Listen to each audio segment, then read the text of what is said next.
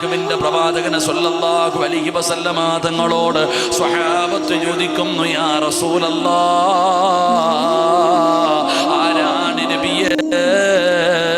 അങ്ങയുടെ സഹോദരങ്ങൾ ആരാണ് നബിയേ? നബി തങ്ങളുടെ മറുപടി എന്തെന്നറിയുമോ? സ്വഹാബാ, അവര് പുറകിൽ വരുന്ന ഒരു വിഭാഗമാണ് സ്വഹാബാ. അവര് പുറകിൽ വരുന്ന ഒരു വിഭാഗമാണ്. എന്താണ് നബി തങ്ങൾ പറയുന്നതെന്നറിയുമോ?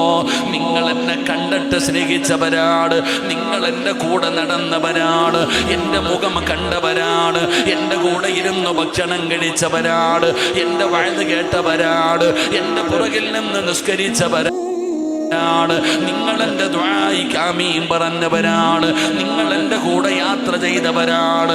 നിങ്ങളെല്ലാവരും എന്നെ കണ്ടിട്ടാണ് സ്നേഹിക്കുന്നത്, എൻ്റെ കൂടെ നടന്നിട്ടാണ് സ്നേഹിക്കുന്നത്. എങ്കിൽ സ്വഹാബാ,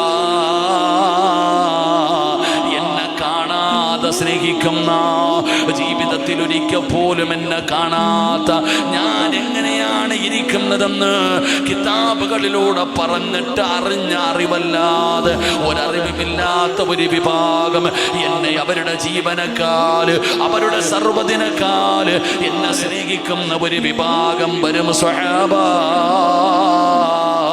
അവരെയാണ് ഞാൻ കാത്തിരിക്കുന്നതെന്ന് ആദരവായ പ്രവാചകൻ നബി മുഹമ്മദ് മുസ്തഫ സല്ലല്ലാഹു അലൈഹി വസല്ലമ തങ്ങൾ പറയുന്നു, നിങ്ങൾ എന്നെ കണ്ടവരാ, കണ്ടിട്ടാ സ്നേഹിച്ചേ.